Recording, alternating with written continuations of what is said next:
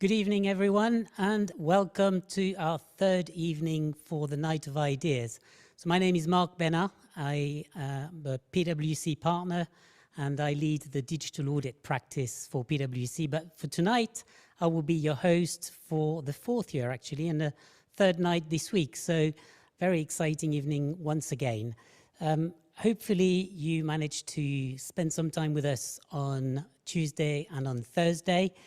Just a quick reminder, so the theme for this year is Together, and obviously the panels that we had on Tuesday, just as a reminder, were Lonely Together and Living with, no, where am I? There you go, and Feeling for Others, sorry. So I would recommend that you go back and watch the replay of these panels. And last night, for those of you who watched Old Empire and New Empires, again, a very, very thought-provoking panel last night. And personally, one of the things that I took away, and I love traveling and I love asking questions when I go traveling, and there was one of the comments about moving and what you learn at university or at school around colonization. And I know I went to India, met with my teams, asked them a little bit more about what happened during the times of colonization and decolonization, and a really, really interesting and exciting panel. So tonight we've got another two panels. One will be Living with One Another, and the other one will be Speaking to Each Other. So two very topical panels, obviously, you know, post-Brexit, post-Donald Trump, and obviously at the moment the discussion with the referendum in Scotland. So let's start first with Living with One Another. So now that the UK is no longer part of the EU, it's really time to question the European identity. So there's some fundamental question of what does it mean when we say we from a political point of view? What does that mean for the new generation? What hope do they have? And how is it going to feel for all of us? So I'll first introduce Matthew Parris, who will be leading the first panel. Matthew is a former MP. He's a prize-winning author, columnist, and broadcaster. He currently writes columns for The Times and The Spectator, as well as presenting for BBC Radio 4, biographical program Great Lives. So without further ado, I hand over to Matthew for the first panel. Hello and welcome to Night of Ideas. It's a topic I've spent many hours considering, the topic you've just heard. What does belonging mean? What does citizenship mean? Where do the younger generations place their hope? What do we mean when we say we on a political level? As a vocal Remainer, and I've been a very enthusiastic Remainer indeed, I've been concerned that I would not be an impartial chair for a debate centred around the EU. But this topic, thankfully, looks forwards rather than behind. So we're not re-examining the argument of should Britain or should anyone leave the EU. We're more arguing about what kind of thing the EU ought to be, could be, and how it chimes with national identity. Whether we agree or disagree on Brexit, we're all in the same boat now when it comes to tackling tonight's topic. So let me introduce our wonderful panelists and give them a chance to say hello. Let's start with Stephen Clark. Stephen has worked in a multitude of roles within the European Parliament over the last 30 years. Welcome, Stephen. In about 30 seconds, because later on you're going to have time to expand on it, tell us just a little bit about yourself, your work, and perhaps a little bit about why you wanted to join the debate tonight. Thanks a lot, Matthew. Yeah, well, firstly, I suppose it's a germane point that I'm a British EU official and always have been. So this opens up sort of a personal dimension to this very question immediately. But more to the point, my job is to communicate with people from Cyprus to Ireland and from Finland to Portugal as a sort of a polity, as a sort of a group that has something in common. So for me, it's a very important question whether those people have a sense of commonality and are receptive to similar messages and similar ideas. So that's what it's all about for me. Thank you, Stephen, and back to you in a moment. Let's go next to Robert Toombs, historian, author of books on both English and French history. Welcome, Robert. Please briefly introduce yourself and why you want to take part in this conversation.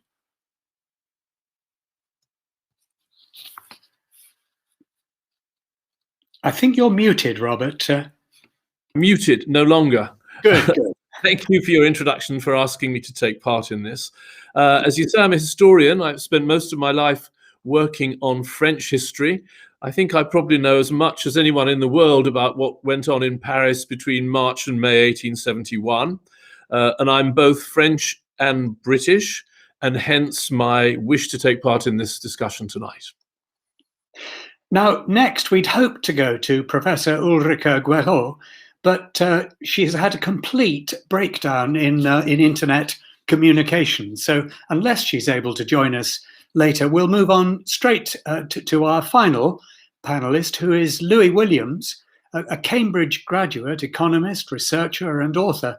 Louis, welcome to you. And please tell us a little bit about who you are and why you're here.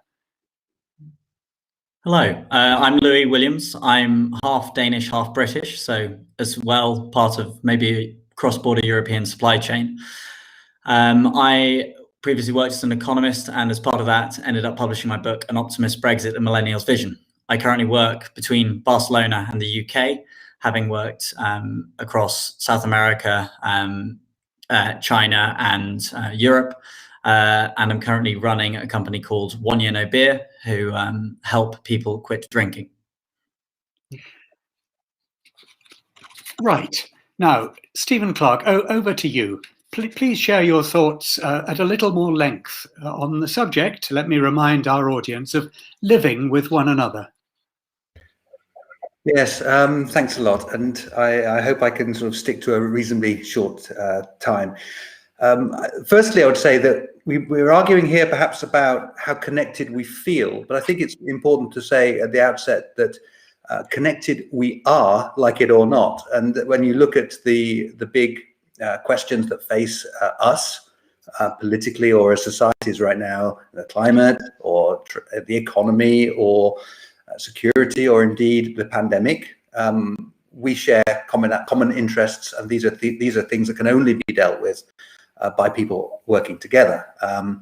Now, that's the reality of the situation, the underlying reality. But the question is now is then, do we feel that underlying reality? And I think that's a precondition of us being able to deal with it, because it's, as we were saying earlier on, it's the emotional engagement with a subject that makes people act fundamentally. And that's why it's so important that people feel a sense of common identity or commonality in a cause or for a purpose. That's why it's so important. And we're living in an era of mixed signals.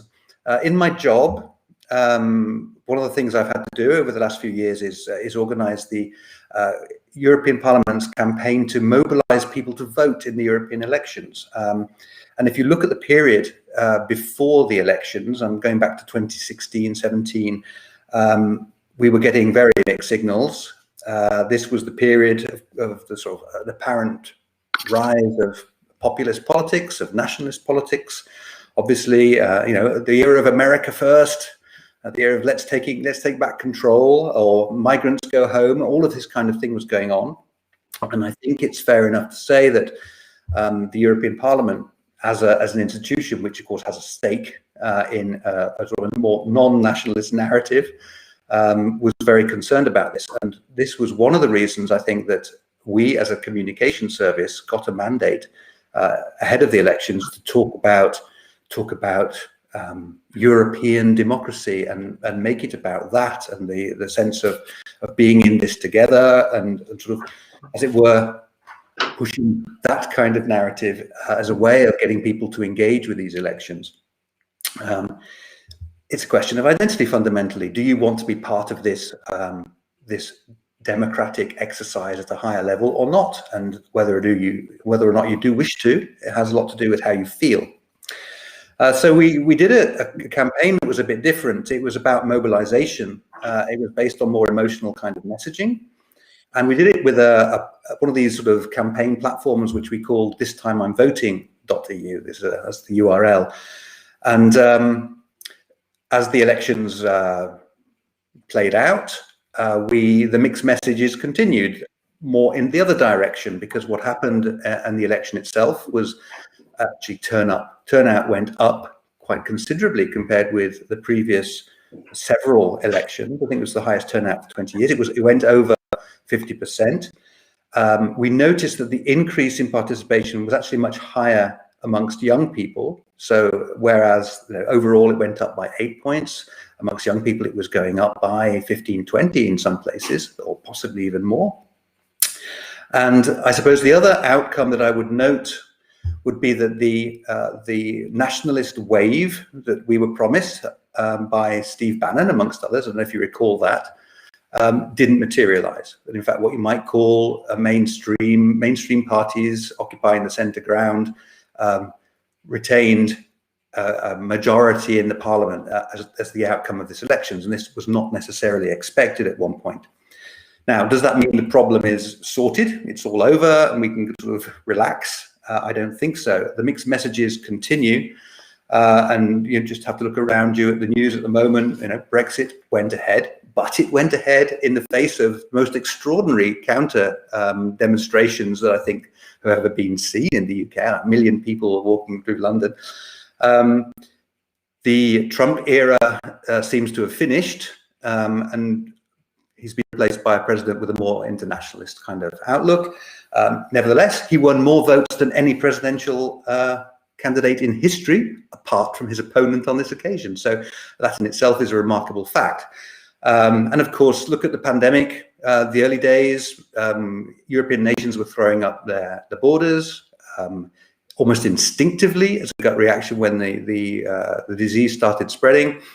Then it started to be dealt with at a more European level. Now we have the whole story of AstraZeneca and the sort of a little nationalist spat attached to sort of a genuine organizational problem that has occurred. So, all of these mixed signals are still there, and there are two impulses there. And I think that's the point. There are two impulses, and for me, this is all wrapped up with something even bigger. And that is the new sort of ideological battle lines that our societies are seeing.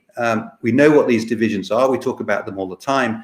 They're drawn along social lines, along demographic lines, economic lines, geographical lines, the city and the country, or the coast and flyover America, whatever terms you want to put it, and in generational terms, the young and the old, and it often has a link to education as well. In an international context, maybe also between autocracies and democracies in the world.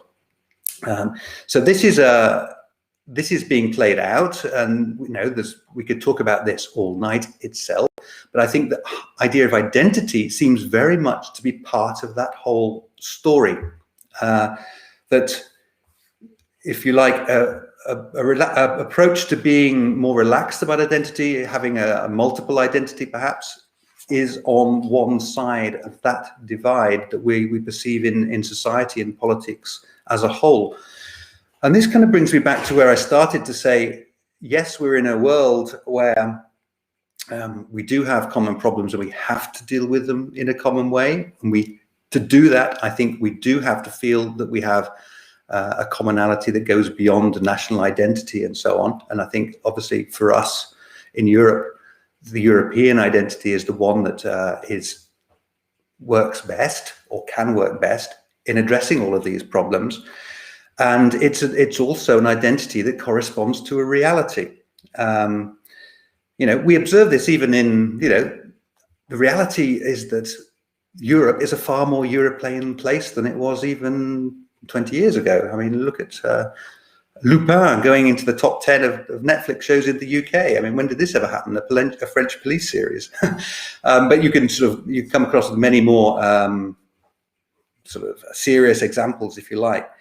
Our problems will only be solved if we have that emotional sense of commonality. And that is why now, in my job as a communicator, one of the things that we are doing in the Parliament now is to build on this idea of a mobilization of people who feel this way, are committed to some sort of sense of parliamentary democracy at a European level, if I can use a rather grand phrase like that, And where we had previously, this time I'm voting.eu, we're starting with a new platform called together.eu. It's a much more sort of basic concept, if you like.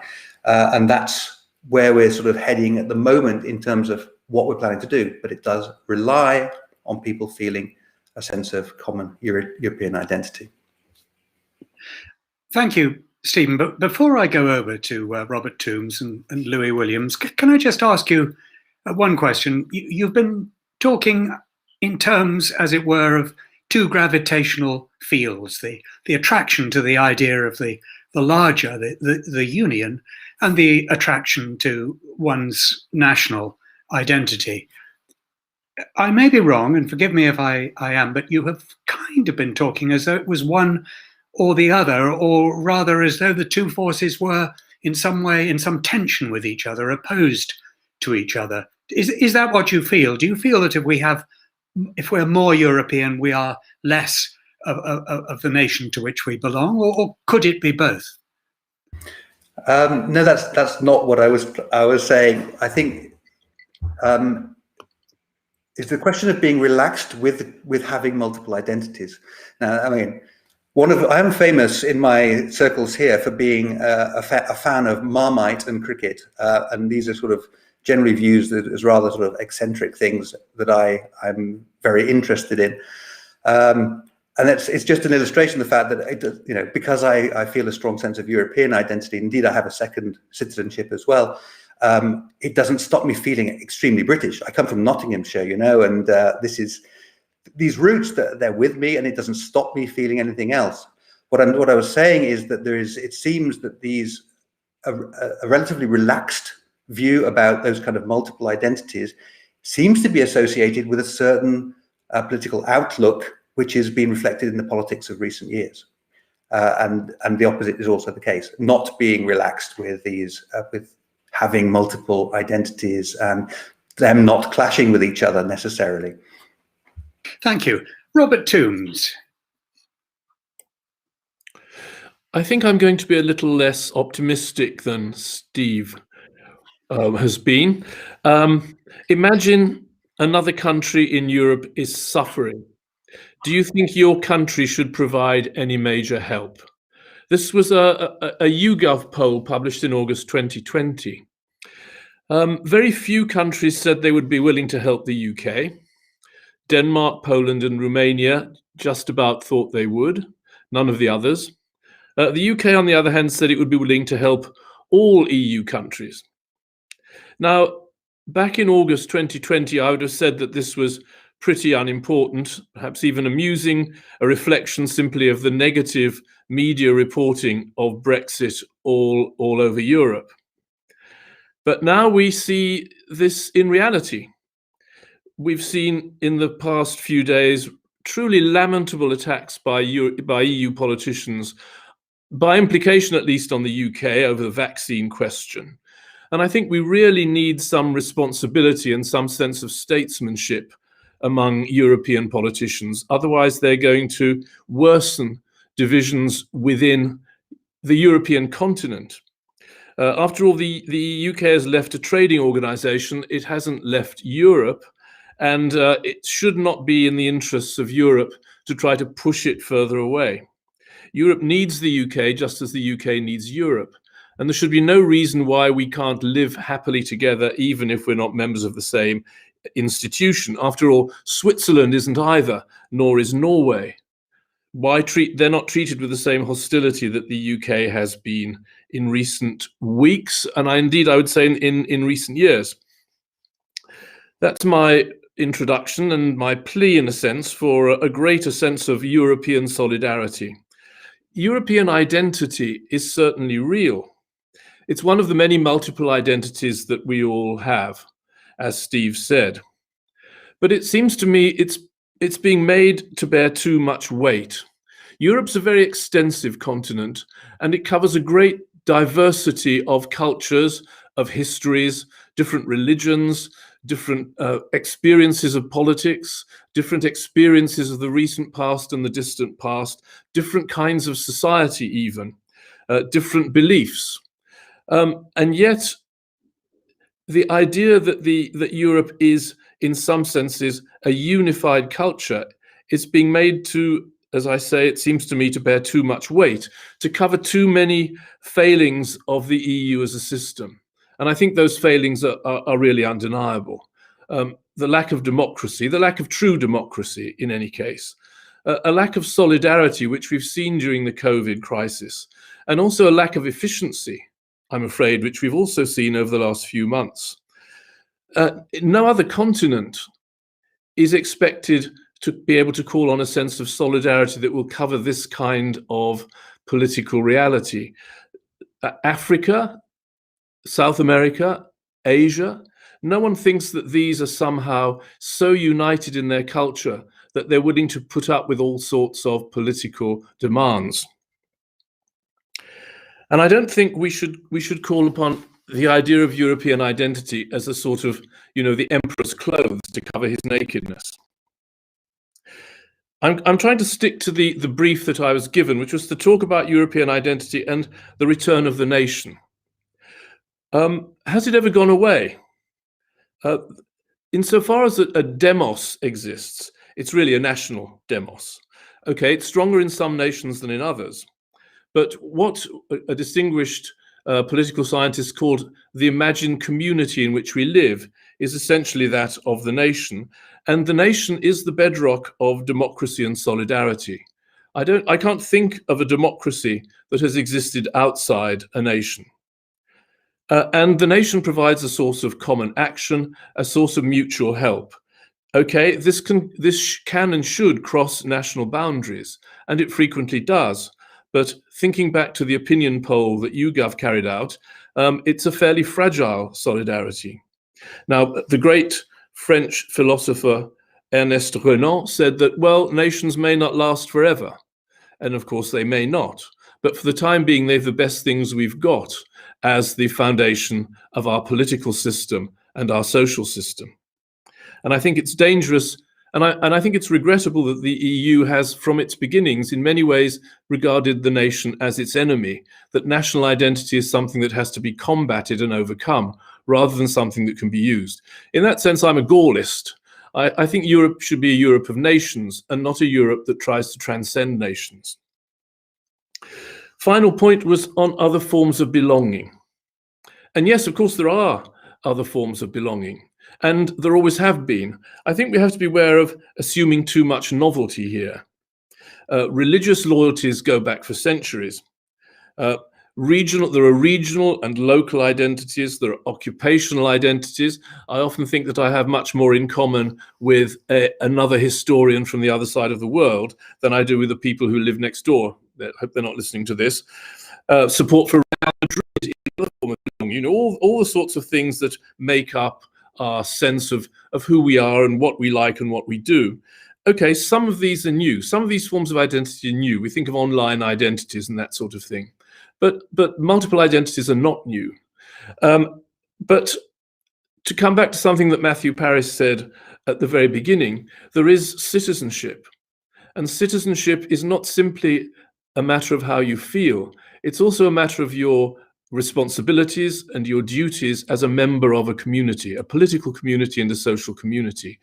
And I think we have to think, what is it that we can really base citizenship on? It doesn't mean that we only have one identity, but it must mean that there is a form of identity which gives us the sorts of duties and obligations that we accept voluntarily. Well, hopefully we accept voluntarily. There's a distinction that famously made by David Goodhart between somewhere people and anywhere people. People who feel very much a part of a local community and people who feel part of a much wider, broader, even global village. And probably most of us listening to this are to some extent anywhere people. And that's fine. But there has to be, I think, a bedrock of somewhere people who carry the burdens of keeping society running. We can't shrug off our responsibilities by saying we really feel rather different about it and we really would prefer to be something else. We have duties as citizens and we can't shrug them off. So what is the future? Well, historians don't like foretelling the future because we know it can't be done.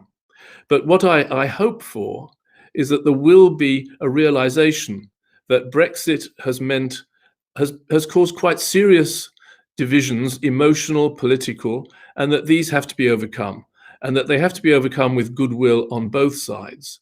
And I think you might say at the time, I take a particular view. I do, and I don't hide it. But it seems to me that the EU has been too inclined to feel that its own survival requires the United Kingdom to be somehow punished for having decided to leave the EU. And as long as that continues, we're going to have quite serious problems. And we've seen how serious they can be in the last few days. I would like to stand back for a moment from the issue of Britain and Europe and return to a point that you have just made, Robert, about citizenship. Is it impossible, in principle, that one could feel dual citizenship, that one could feel citizenship of a country, and one could feel citizenship of a larger union of which that country was part? You and I are of an age that can remember empire, remember British Empire. Just about. Yes. Well, the empire meant something. Being part of the empire meant something. One felt proud of the British Empire. It didn't, I don't think, make Canadians or Australians or Englishmen, Scotsmen, Irishmen, Welshmen feel any less part of the nation that they were part of. Is it one or the other? Well, the empire did break up pretty quickly. I'm not sure. I think it would be unwise to take it as a model. No, it's not impossible, but I think but citizenship is about more than feeling. I think citizenship has to include feelings. But of course, you and I think, are probably citizens. I think all of us here may be citizens of more than one country. But it's quite difficult to be equal citizens of more than one country at the same time. Simply because you pay taxes, you vote, you take part in local government, you have all sorts of connections with the way that society works. And some people may be able to balance the two at the same time and frequently travel between countries. But for most people, citizenship requires them to make, I think, a primary commitment to the place where they live. And that's why I say one can't sort of shrug it off by saying, well, I don't really feel all that committed. You really are committed, unless, of course, you become, a tax evader, a tax exile living in, well, I won't mention any names, but there are people who do that, but most of us don't. Do you think there might be some nations who are easier with the idea of dual or multi membership of citizen-like countries, and others less so? You mentioned Norway. You mentioned Switzerland. Is there the same tension there between their feeling sort of in orbit of the European Union at the same time as not being in it? And do the Swiss feel less Swiss? Do the Danes, well, I shall ask Louis Williams about that later on, do the Danes feel less Danish for being in the EU? Do you think we British have a problem, a particular problem about dual or multi-membership of nations? I don't think we do, though. This is a very popular view, of course. And I don't think that public opinion surveys show it. At the time of the referendum, our views of the EU were very similar to those in other European countries. It's not as if the British on one side is an exception and the Europeans on another. I think that it may be that we are, to some extent, like the Norwegians, like the Swiss, slightly peripheral to, the mainstream history of Europe in some ways. But I don't think that I don't think it's true that in other measurable ways we are resistant to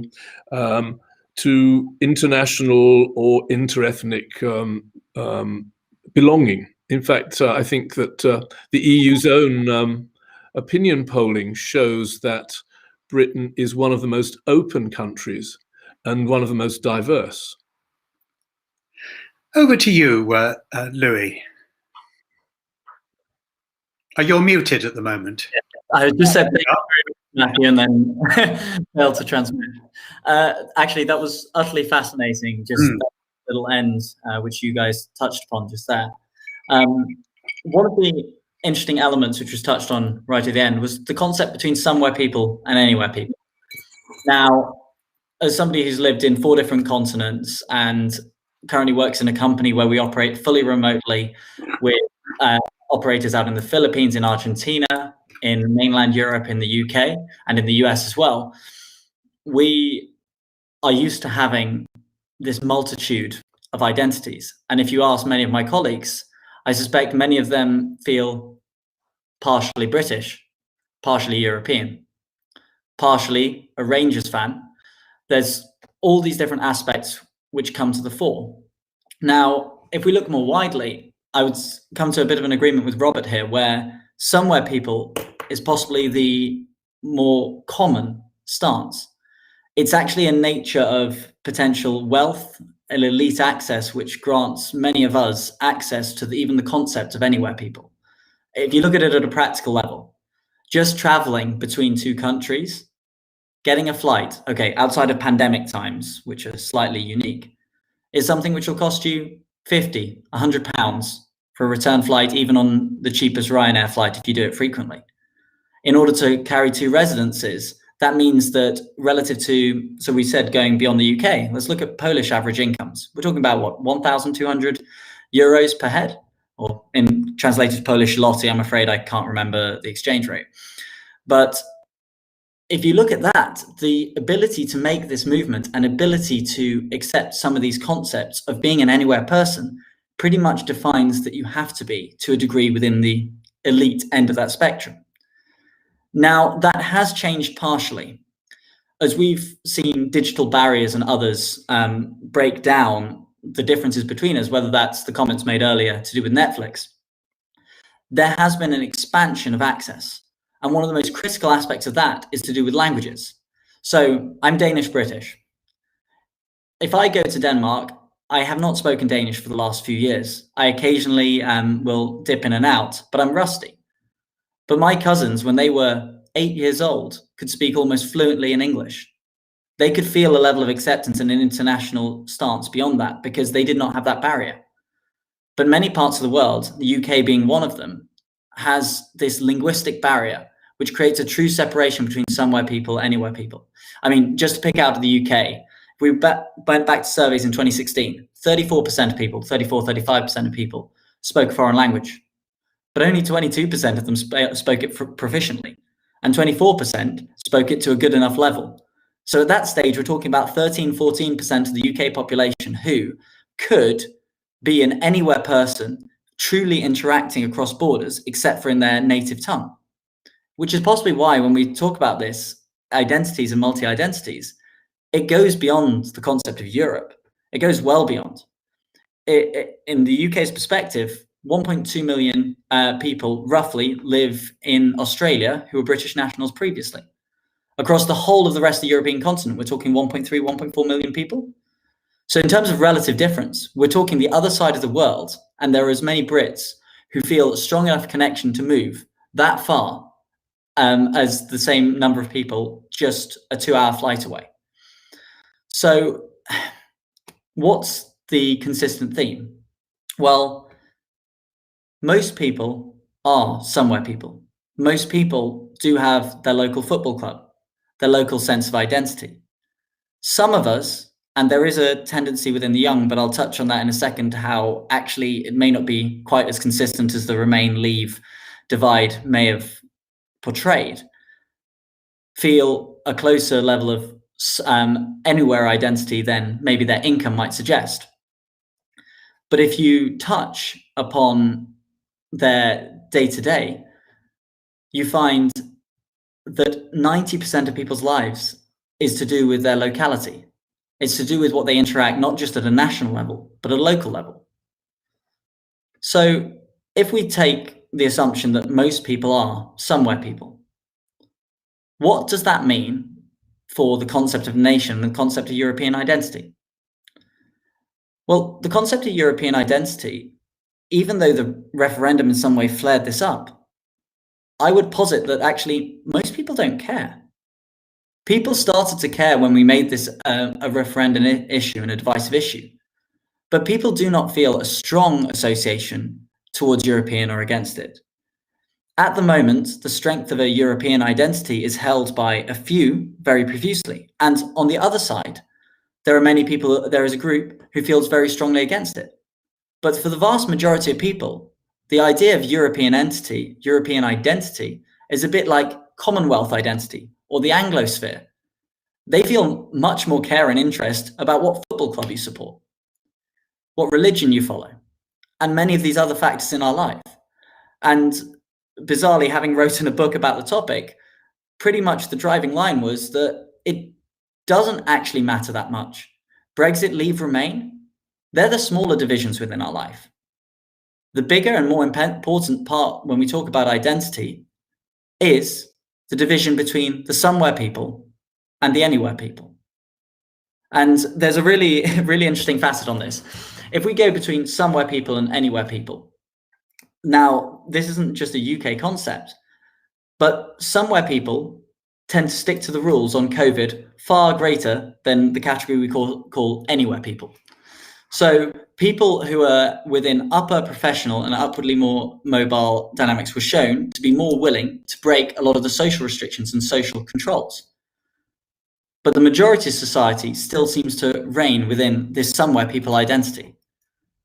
They go abroad twice a year, but their identity is regional and national. Their identity is their football club. And so what does this mean for the future? What does this mean for ugly nationalism?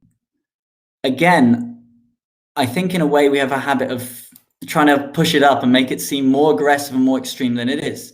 And unfortunately, as you make it extreme, there's a bit of a self-fulfilling prophecy. I would posit further that most of the Trump voters that we saw turn out actually voted because their neighbors also seemed to be voting in it. And you had 80% to 90% in rural districts. It seemed like the cultural thing to do. It was like going to church on a Sunday morning. And a lot of these aspects of our identity that we push, they're not extreme. It's not a cataclysm. In the same way, it's not going to be a massive transformation, the UK leaving. The European project, I believe, will continue to muddy along, and identity will continue to be wedded to things that people care about far more than politics. Thank you, Louis. A quick question to you before we open things up for a general discussion. I'm struck by two things that you mentioned. Firstly, you raised the question of language. In a way, it's rather remarkable that none of us raised the question of language earlier on, because that is so important. And secondly, your view that most people don't care. And I think your view that it doesn't really matter that most people don't care. Do you think the EU have been mistakenly concerned, perhaps even obsessed with the idea of European identity and with people wanting to belong to Europe and with a European Parliament and a proper constituency for a European democracy? Is it your view that they shouldn't have bothered about all this, that it's all fine and we'll all just muddle along together anyway? Well, it depends what you think your goal is. I think you've got to remember that a lot of people bought into the project, and people who are more closely aligned have a genuine ideological belief and faith in it. In the same way that many people who led the Leave campaign had an ideological alignment to it and were much stronger in their emotions, as always is on any political issue.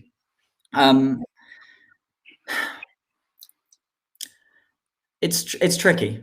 If you thought the objective was to deliver the best for European people and gradually bring them together, I would have said, keep focusing on the mundane and boring.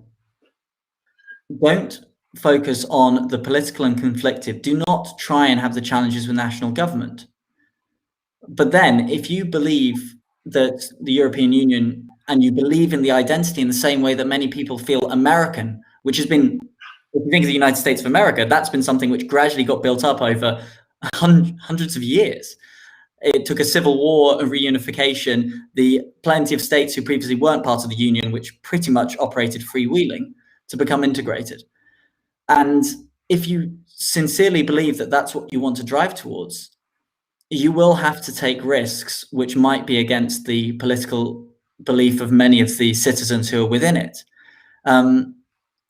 I think the honest truth is a lot of European politicians didn't wait the time that was needed in order for that soft integration to take place.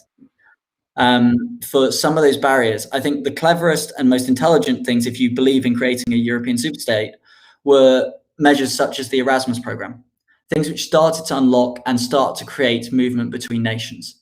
These sorts of elements started to change people's local connection. They started to change some people from somewhere people to European anywhere people.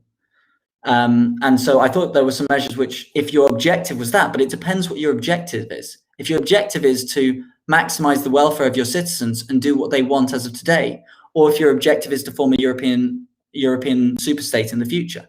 If it is the second, then yes, I think they had to make measures which were against and could lead to conflicts, as what we have seen with Brexit.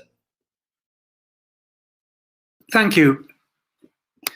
Now, just before we move to the general discussion, I'd just like to talk about IndyRef 2, the possibility of a second referendum on the Scottish independence. And I'd like to go around very quickly to each of you, each of my panelists, and ask, do your views about the idea of a European identity, are they reproduced in terms of the union, the other union, the United Kingdom? What do you think about the separate identities of the participants in the United Kingdom? And do you think that those can be easily maintained at the same time as having a wider citizenship of Britain as a whole? Steve Clark. I think the history of the British Union, in great part at least, illustrates that it is possible to have these multiple senses of identity that we've been talking about. That to be Scottish and British was something which has been possible for a great many people for a very long time, and it's as it were other pressures which have sort of put some focus on that question now and are sort of challenging that sort of what was an overlap that was taken for granted.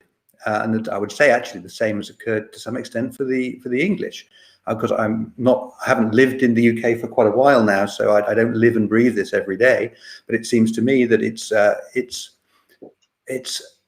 the same thing happening in miniature. And then when the pressures for whatever reason start to intervene, and that the impulse to separate arises, then people start challenging the very sense of identity that had underpinned that unity before. I mean, Robert, would you feel as indignantly that you can't be Scottish and British as you might feel, or some people might feel, that you can't be British and European? Well, of course, I didn't say that one couldn't be British and European. No. One is, by the fact of being British, also European. In the case of Scotland, yes, of course, we've been united for 300 years, and Scottish separatism or nationalism of that kind, Scottish nationalism, is quite a recent phenomenon. I think there is, first of all, within a globalized or globalizing world, a tendency for people to turn back towards the things that are closer to them and which they think give them some sort of control over their lives. So taking back control is a very powerful and indeed a legitimate desire in a democracy. So I can understand the Scottish desire for independence, though I think it would be very unfortunate for both the United Kingdom and Scotland if it happened. But the other thing is that independence within the EU was something that Scotland could very easily aspire to. And being a small European state is quite an attractive thing to be. To be a small independent state outside the EU, unless you're Switzerland or Norway with a long history and considerable sources of economic power, is not something that's so attractive. And I can't really believe the Scots will, when it comes to making such a choice, will go for that. Louis. It's not just about the Scots. In the same way that we pointed out earlier, I think, Robert, you were the one who pointed out earlier how many European nations were willing to help the UK if we were in trouble, and how British nations were willing, many of the British were willing to help the other European nations should trouble come. We have the same effect on the Scottish British debate. If you look across, they did a very recent survey across Conservative and Labour voters, and they found roughly 40% of both of them across the UK didn't really care, would prefer if Scotland left. So that's out of the non-Scottish. I think, sadly, and this is coming from a proud unionist, I think many people don't care because they don't feel it affects them profusely. I think to Scotland, however, this will work against the independence movement. At the moment, it's got wind in its sails. Brexit has just been passed. It's been shown to be an absolute disaster, cataclysmic. It'll fail. It's all been chaotic. It's been last minute. What's going on? We've got problems at Dover. When in reality, we've also got a coronavirus epidemic and plenty of other issues and failures which they can point to. Even if there's some inaccuracy in that, because if you look at Scottish statistics, there's not much difference. But I think when it ends up going back to the bread and butter in the same way the last independence referendum ended up being, would you be £500 richer or £500 poorer? When that conversation comes back up, by the time that a referendum would even feasibly come up, if there was an Indy Ref 2, which most likely I would suggest would be, should Keir Starmer and an SNP alliance form post an election in 3-4 years? I don't think it's realistic to presume something to happen any earlier. But under such a scenario, you would need the rest of the UK to be under some severe economic pain, I believe, for Scottish independence to be relevant. I think, again, it will fall back to the bread and butter issues again, which people tend to vote for. And so, bringing back to the discussion before on identity and everything else, I resorted to the same thing. People care about bread and butter issues. This independence vote will come down to bread and butter issues if it goes ahead. Now, we have a question here from the audience. This one is for Robert Toombs.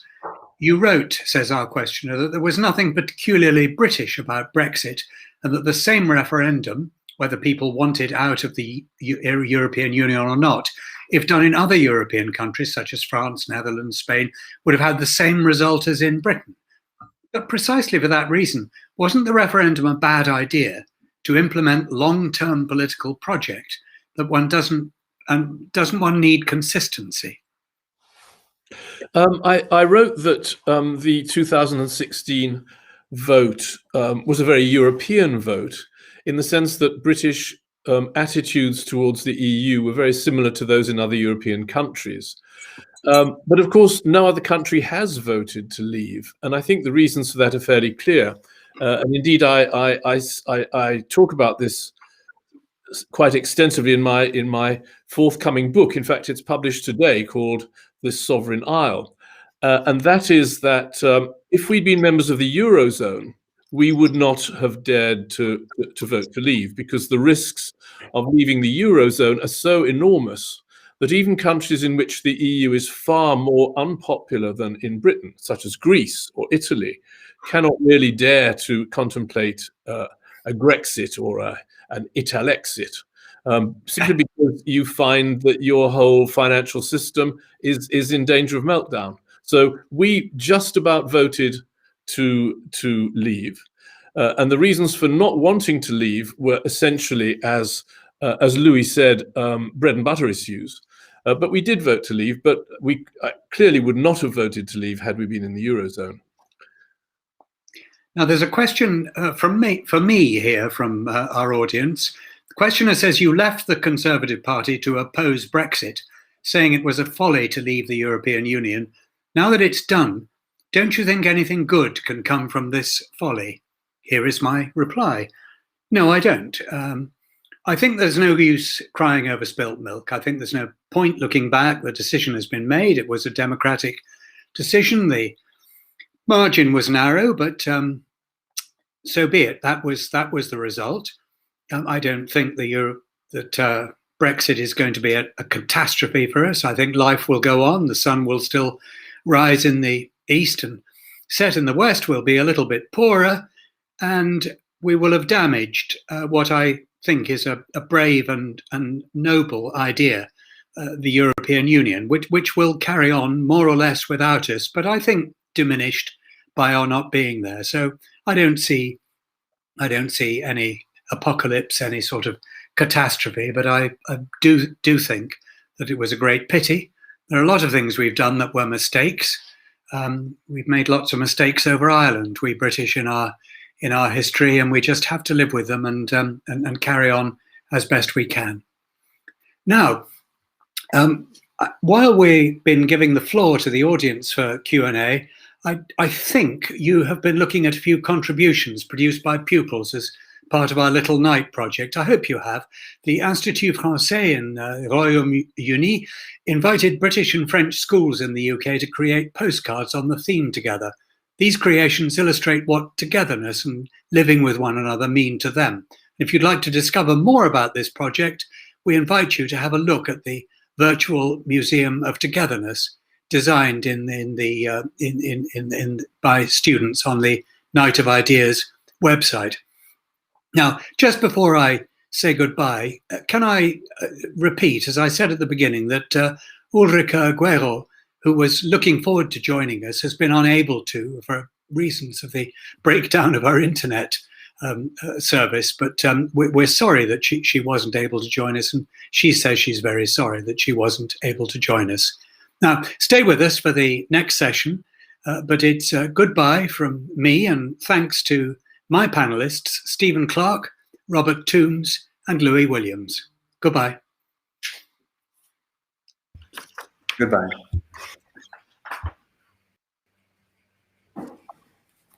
Thank you very much, Matthew, Stephen, Robert, and Louis. And obviously very disappointed that Ulrika couldn't join us, because I know she was really looking forward to taking part of this panel. And I guess, resonated to me because I've been in the UK now for 21 years, came from France. And, after Brexit, I actually thought about what should I do around citizenship. So I applied for rights to remain, which I got. And I was still hoping somewhere that, Brexit wouldn't happen.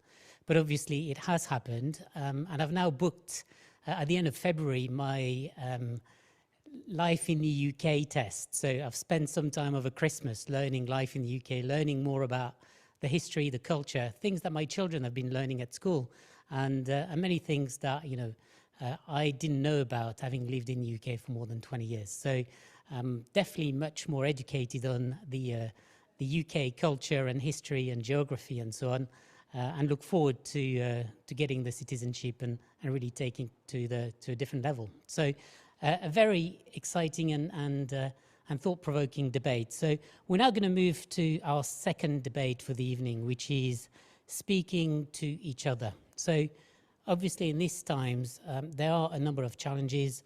We want to make sure that we keep the debates open, that we get people actually speaking to each other. And it's challenging because, how far can you go? Can you say what you want? In this climate, which, we could see creates a lot of tension. We want to make sure that as a community, all of us speak to each other. So for this, we are going to invite Philippe Sands to lead the next panel. So Philippe is a professor of law at UCL. He's a practicing barrister, and he talked to us earlier, and he's been to many countries virtually today. He is also president of the English Pen and a member of the board of the Hay Festival. So I really look forward to the next panel, and I hand over to Philippe Sands now. Thank you very much.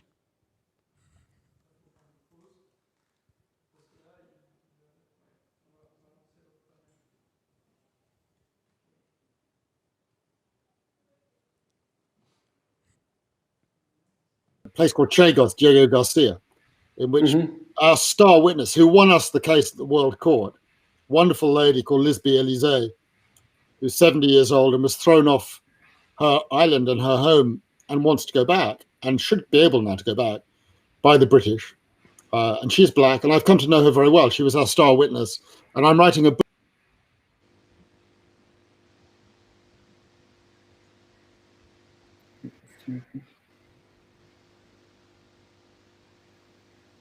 about some white bloke in London.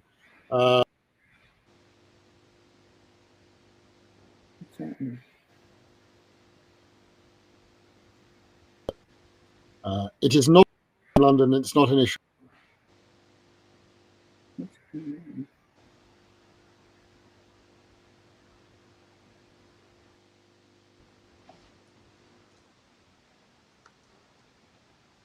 Why am I not able to hear anything?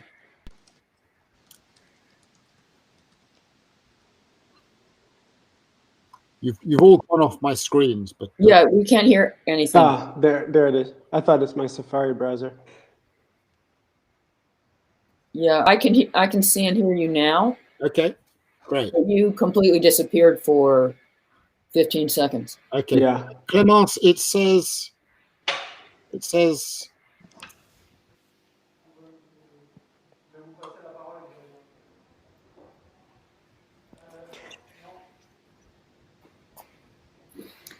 I think we're live. So as you can tell, that's the challenge of live. And obviously we've got people dotted in all sorts of different locations. And our tech team is very busy getting in contact with all of our speakers. So I've got no doubt that Philippe and the team will be with us anytime soon. So I'm waiting for the queue. And here it is. So over to Philippe and the team. Thank you very much. Very good. Thank you so much. It's incredibly nice to be with you. My name is Philippe Sands. I teach international law at University College London. I'm a barrister. I do cases. I write books. And we're here to have a conversation about talking together. It's a conversation that could be addressed in many different ways. At its heart is the question of the right to speak, the right to write, the right to read, the ability to engage with each other, the ability to share ideas, the ability to talk, the ability and the right to say, I don't want to be cut off, I want a space, I want to express my views. This is very much in the news right now. A lot of people are thinking about it and talking about it.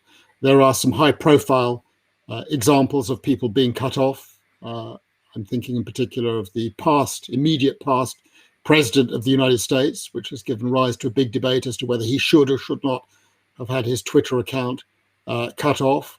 Did he incite? Did he do things that caused him to cross a line which would allow reasonable people to say, no, you can't have that air and that space anymore? And one of the issues that underlies the question of freedom of expression and our ability to talk and our ability to be on a platform is who actually decides where the lines are. Are the lines to be drawn by public authorities, by courts, by judges, by governments, by the executive, by the legislature?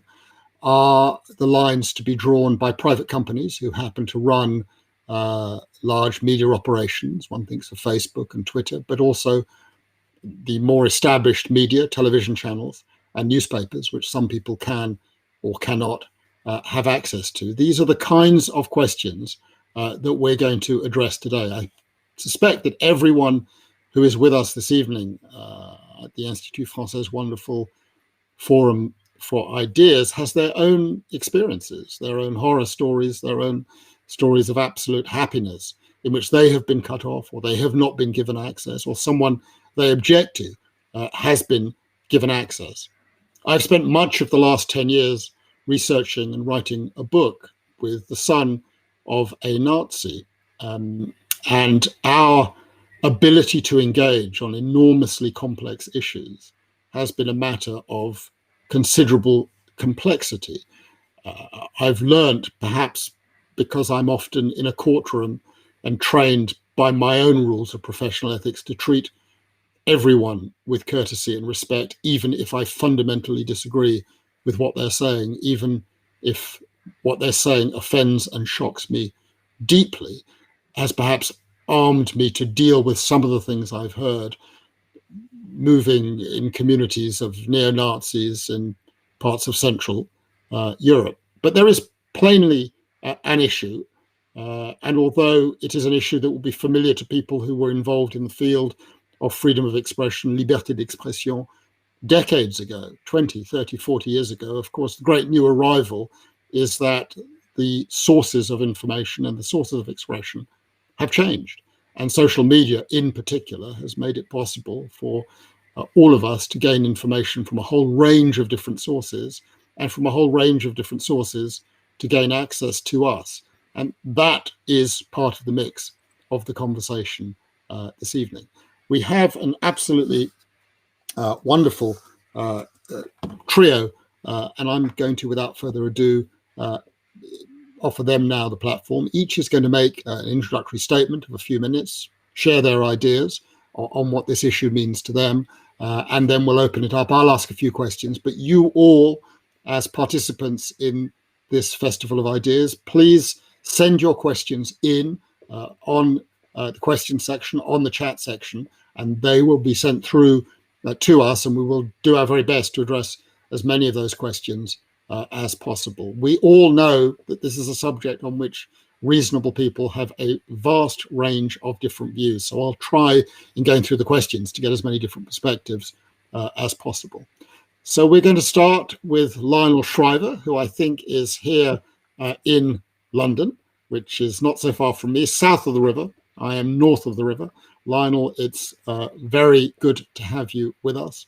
You are a writer and a journalist. You've written a number of books that I know very well. I must talk about Kevin is one which keeps coming back to me time and time again for many complex reasons that we can come back to. But without any further pause, Lionel, I'm very, very pleased that you're with us this evening, and you have the floor to tell us what you think on these themes.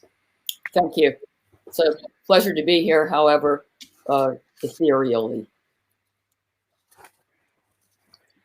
No sooner does freedom of speech arise in conversation than some killjoy observes that the right is not absolute and rattles off its many restrictions. By contrast, I believe that free speech has to remain very nearly absolute, or infinite exceptions soon whittle the liberty to nothing. I would not permit incitement to violence, period.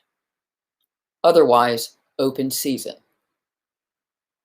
This has become a minority view, and unlike the 1960s of my youth when liberals were worthy of the name, a right-wing view.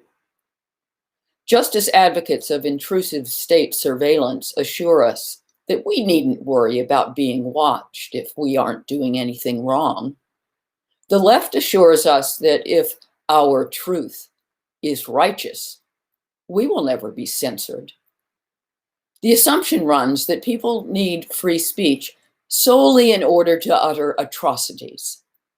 Only racists need free speech. So the state is obliged to keep their vile hatred from spewing poisonously into the public sphere. Hence, in the UK, we now have statutes forbidding hate speech, which apply to specific singled out groups with protected characteristics, in astonishing defiance of the core democratic principle of equality under the law. Legally, hate speech is in the eye of the beholder. That is, if anyone accuses you of hate speech, it's hate speech. This is an invitation to personal vendetta, hypersensitivity, and ideological witch hunting. Yet official guidance urges British police officers to prioritize these violations, never mind burglary or physical assault. So the cops have vigorously prosecuted complaints about a limerick on Twitter or publication of the dictionary definition of woman. Worse, police now investigate the murky Kafkaesque category of non-crime hate incident. Though no one's broken any law, it will still crop up in criminal records checks. In the last 6 years, police have recorded 120,000 non-crime hate incidents. And now we have the digital police force of big tech, which is at least as dangerous as the kind with truncheons. As happy as I was to be spared incoherent, factually inaccurate assertions in 280 capital letters, the cancellation of Donald Trump's Twitter account left me deeply uneasy. Last summer, a recording of one of my own Spectator columns was removed from YouTube for violating community guidelines. Another one of those amorphous sins like non-crime hate incident. Yet all the factual information in that column was derived from a New York Times report on a study by Columbia University. Still not good enough for YouTube. Note that the offending column was about COVID-19. As of last March, social media restrictions have proliferated on making any objection to draconian public health policies. This is a good example of how readily censorship bleeds beyond hate speech. Between the law and the social media giants, the lesson is clear. Free speech is all very well, so long as you say what we tell you to say. I got into a big fight at a French literary festival a few years ago. My antagonist made an argument common to today's French left. What with the likes of Marine Le Pen underfoot, he said, the French can't be trusted with freedom of speech. Without strict limits, the hoi polloi will debase the public square with filth and bigotry.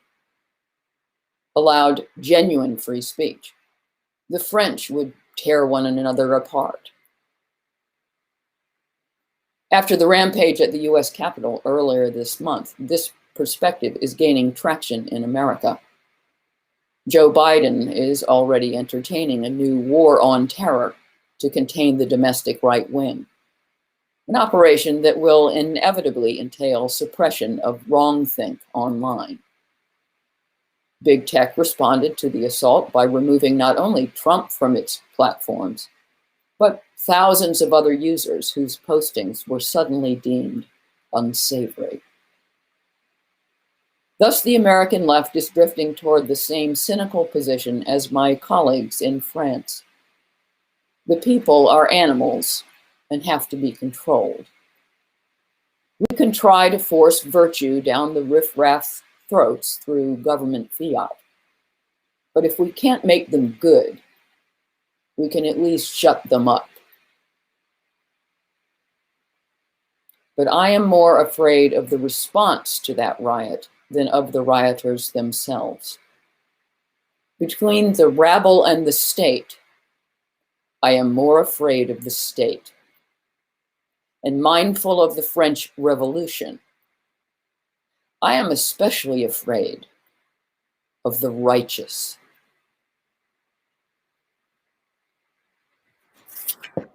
Thank you, Lionel. I mean, there is a clear line that you've articulated, and I am going to jump in immediately because I just want to test something. You make the concession on incitement to violence. The question is, where is the line to be drawn between what you've identified as hate speech and incitement to violence? I ask this question as someone who has litigated quite a number of cases about genocide, which we now know begins with little things, crosses another line, and generally builds up. The work of Raphael Lemkin has traced that very, very carefully.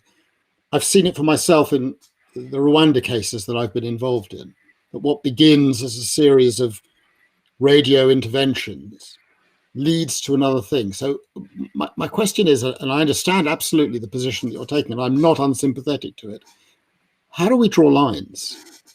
And how do different communities draw lines when the situation of different communities may be different?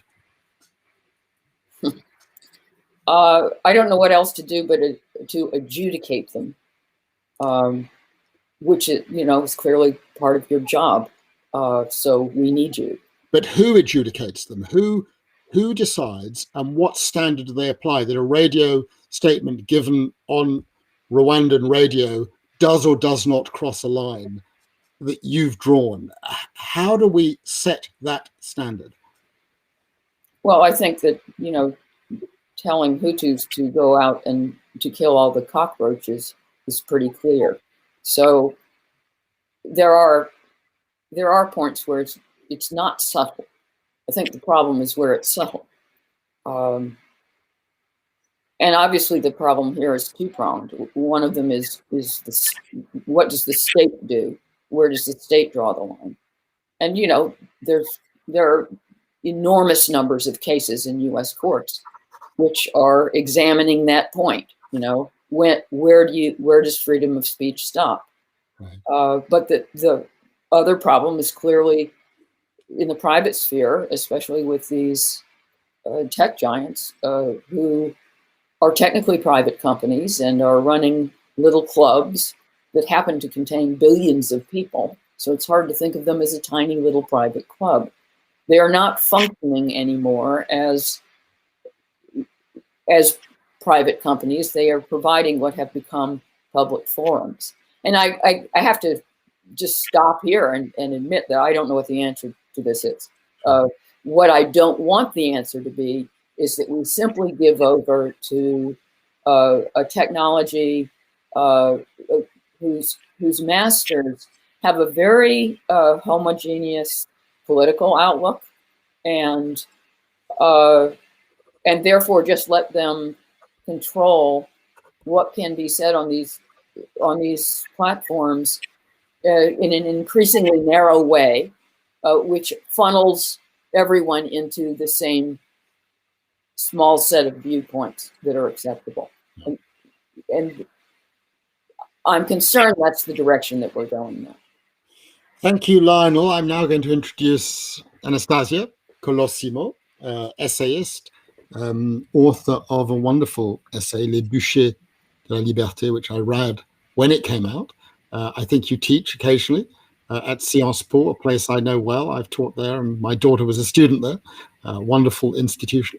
And you are in a different part of the world. I'm going to leave it to you to introduce where you are and say what you want to say. Welcome. It's wonderful to have you entre nous, with us.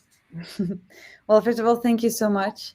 I'm really honored by this invitation. I'm honored to be with such amazing panelists, and even the moderator is a panelist and should be a panelist. So I really feel I really feel like it's a privilege to be among people also that take this question very seriously.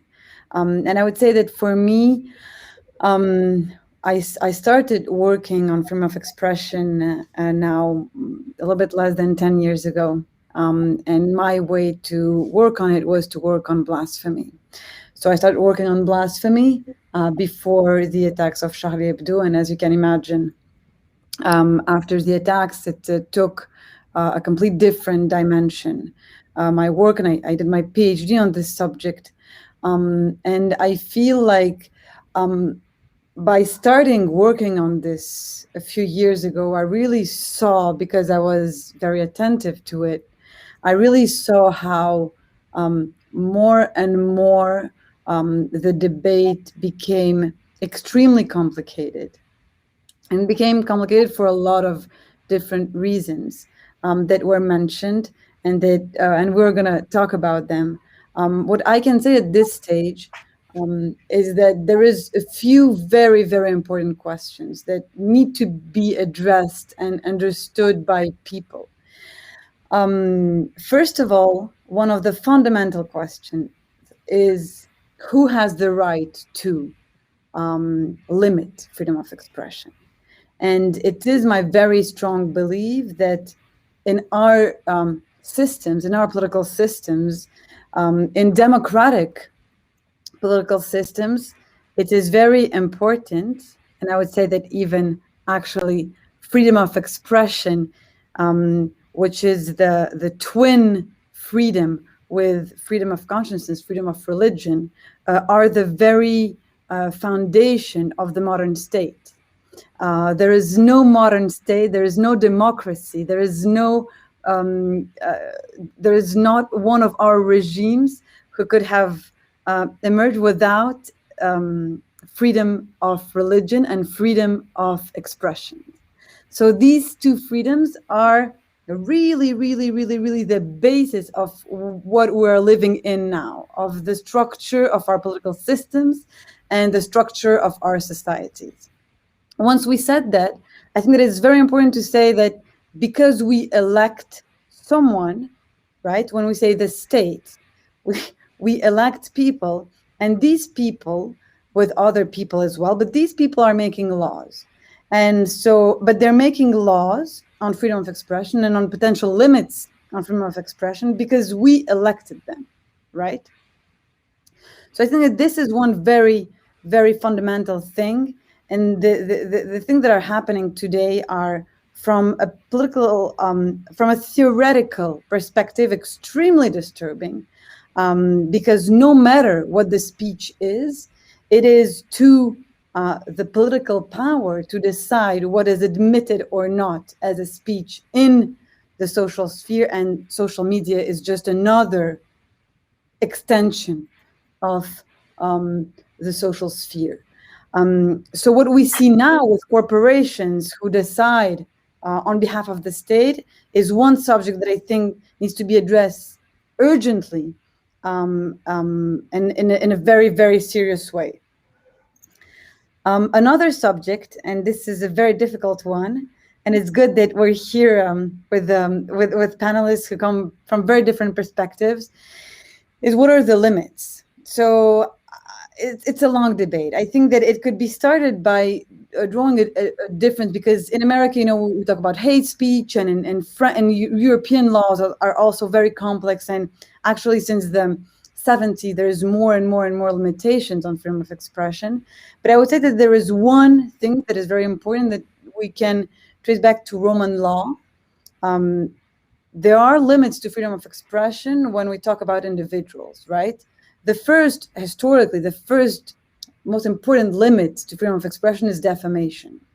Because if I say something which is terrible about you, for example, Philip, if I say, I don't know, Philip eats kids at night in his kitchen, well, I mean, the impact on your life will be terrible, right?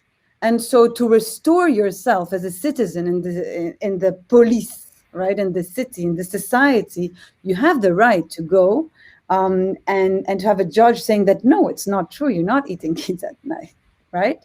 So this, for me, is a very clear limit, and historically proven limit, is that you cannot be subject to any rumor, because rumor can ruin individuals, right?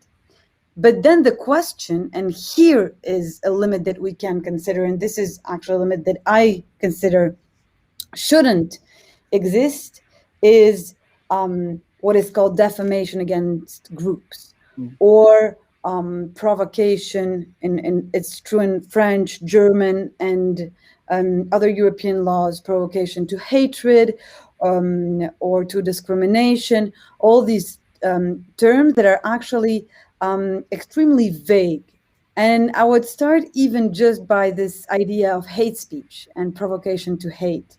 I don't want to be too provocative, but I don't think that it is normal to forbid hate. The state, the law is not here to forbid feelings. You can forbid bad actions. You can forbid a lot of things, but you cannot forbid feelings. And so the fact that even in English, it's called hate speech, and that there is a reflection on how you limit freedom of expression based on this expression of hate speech, which is so subjective, so vague, is, I think, intellectually a real challenge.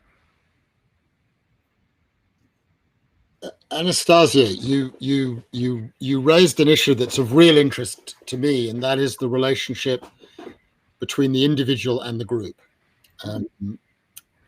Back in 1945, before there were any rules of international law protecting or granting rights to individuals or groups, two different ideas emerged, and they were, if you like, illustrated in two different legal conceptions.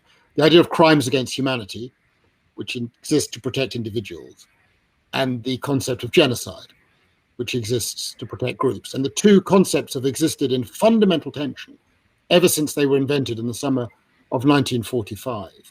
And what has happened since 45 is the protection of the group has come to the fore. Genocide has come to be seen as the crime of crimes. If you kill 100,000 people as individuals, it's not going to be in the newspapers. But if you kill them as a group, and an American president says a genocide is happening, it'll be on the front page. You've evoked a really interesting way for me of looking at this issue. I wonder if you can say a little bit more about how a community, a society, and its legal systems deals with the rights, the protections of the individual, and the rights and the protections of the group. The person who invented the concept of crimes against humanity, an academic from Cambridge, Hersch Lauterpacht, was totally opposed to the concept of genocide, because his view was, and this evokes something Lionel said earlier, you will replace the tyranny of the state with the tyranny of the group. And I was hearing a similar conception. Can you say a bit more about the individual and the group? Of course. I think that here, and that's why I was saying still, I mean, I believe that freedom of expression is a fundamental right. So when we say, what do we say when we say a fundamental right? A fundamental right, it means that it's not even granted by law, right? It's more fundamental even than law, because law is done by humans. So it's all the mystical part of our modern democracies. But so when I say it's a fundamental right, I also know that there is always a historical context. There are different countries, there are different, and even if we compare, for example, France or the United States today, the relationship between the individual and the group is very different in France and in the United States. And I think that this, for example, is a very interesting example. And I would say actually that UK is very much on the American side and much less on the French side. If you compare the two systems, let's say the Anglo-Saxon one and the French one, the Anglo-Saxon system, the American system even, more precisely, is a system where you are a part of your community before being part of the state. There is a distrust towards the state that is the DNA of the political theory that built the United States, that's for sure, right? And so your community is here to protect you, and here we have to take a little step back. You anthropologically are defined by your community, your ethnicity, you are defined by your religion, you are defined by your gender, and all of these things are known by the state. And all of these things, and it's actually for me, who was born and raised in France, it's wild to hear, oh, the vote of like a Black woman.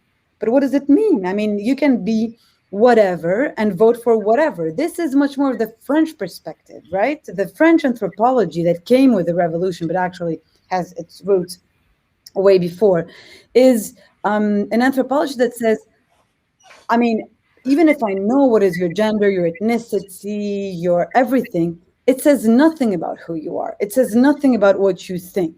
So belonging to a group is not a thing in France, but also because this was the political framework that was decided, I would say even imposed during the French Revolution. The idea was to say, we don't want you to be part of any community because the only community is the national community.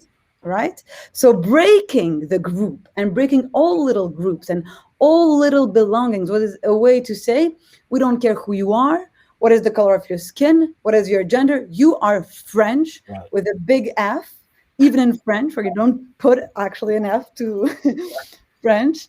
And so you see here, why is it interesting? Because it shows that the limits to freedom of expression express actually a lot what is the anthropological and theoretical framework that presides to the political system. And for example, and that's what I was trying to defend, I was trying to defend that, well, in France, it doesn't make sense to protect groups because it's actually very much against all the anthropology and the political theory that we are building in France. The French Republic doesn't recognize any group. So if you start recognizing groups, and if you grant the power to groups, and here, Philippe, I'm talking to the lawyer you are, the way it happened in France is really class actions, right? Associations were granted in 1972 the power to go to complain on behalf of an entire group. That's what happened, for example, in 2007 when there was the trial against Charlie Hebdo. You had some associations who said, where we think that, we don't think, there was an offense done to the Muslims, which again, in France, and in the French, it doesn't make sense because it creates a group that doesn't exist. Yeah. I'm sure there was a lot of Muslims who never cared. Maybe there are Muslims that found it funny, And probably there was a lot who were mad, but the idea is to say, why? I mean, if we talk about freedom, we have to consider the individual as a free individual. We cannot think, and sometimes, and maybe there's a lot of Muslims who are technically Muslims, but they don't identify as Muslims. The same way there are women who don't identify as women. So you know what I mean? So creating these let's bring in Thomas here. Thomas, I was in fact going to come to you after line, and somehow my brain got frazzled. But we've jumped to Anastasia, that's fine. In fact, I have to say, Anastasia, what you're saying to me is very familiar. I am actually French, but I studied only in the United Kingdom. And when my wonderful daughter went to study at Sciences Po, at one point, very early on, I asked her how many of the other students at Sciences Po are, non-white, male, female, Muslim, black, Jewish, whatever. And she said, Dad, I can't tell you. I said, what do you mean you can't tell me? She said, we're not allowed to talk about it in those terms. We can't. I said, what do you mean you can't talk about it in those terms? And she said, because precisely everyone is French. And it's even illegal, you know that, right? Well, it's illegal to do ethnical statistics in French. I mean, if I keep asking the questions, I would be acting illegally. But I'm going to, Thomas, you are in Paris, and these issues will be extremely familiar to you. You are also a writer. I think you have a position with the New York Times Magazine. I think I've read several of the things that you have written and edited.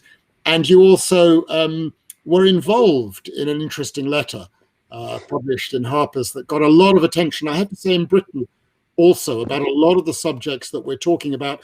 And then an equally interesting response that came from, quote unquote, some of the groups who felt that they had been marginalized and not adequately given spaces by the very community that was signing on to the letter. So intergroup conflict. Over to you to tell us where you come out. And feel free, Thomas, with a bit more time to respond to points made by Lionel and Anastasia. Do feel free to do that. Sure. Well, I think that we're all raising some similar issues and concerns, but thank you all for going first, and thank you, Philippe, for the wonderful introduction. Several days ago, I watched in disbelief as the owner of a literary agency in New York bragged on Twitter that she had fired one of her agents after an anonymous user had brought it to her attention that the agent in question had been using the social media platform Parler. Parler, of course, was recently shut down by the big tech companies in Silicon Valley, purportedly for failing to censor potentially violent content after the insurgency at the Capitol in Washington on January 6th. To my knowledge, however, no one has ever shown that simply being on the platform makes a user any more complicit in political violence than using Facebook or Twitter does, both of which, of course, are massive sites that were frequented by the far right and used also to organize the attack. And yet here we are, the mere accusation of using Parler really was the justification this agent gave for firing her employee, as if the crime of wrongthink were self-evident and utterly beyond dispute. So I want to billboard this question. When we say we value diversity, what do we really mean by that? Do we mean effectively that the same slate of views must be expressed by increasingly phenotypically varied speakers? Do we mean that there are specific ideas certain identity categories are expected to embrace? Do we really want to live in a world where you can be fired simply for proximity to disputed views? A world where Joe Biden can say, "You ain't black," to anyone who doesn't vote as they're expected to do?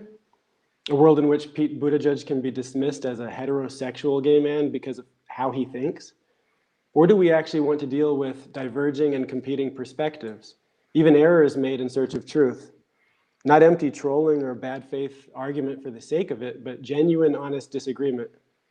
And are we interested at all in the perspectives of those minorities within the minority? The ex-Muslim with the critique of Islam, the young white woman who is concerned about due process in the era of Me Too, the Black Ivy League professor who raises a skeptical eyebrow at the new anti-racist doctrine. Are these not authentic points of view? Since 4 other writers and I published the Harper's letter back in July, I continue to get emails and messages of concurrence and support from the US and from many other countries almost every day. There's a sense among many liberals of different backgrounds and age ranges that we are no longer fully at home at the institutions we so revere. There's a sense that a concerning number of these institutions have signaled that they will not fight to keep us there, won't even acknowledge the severity of the illiberal threat that we are now up against.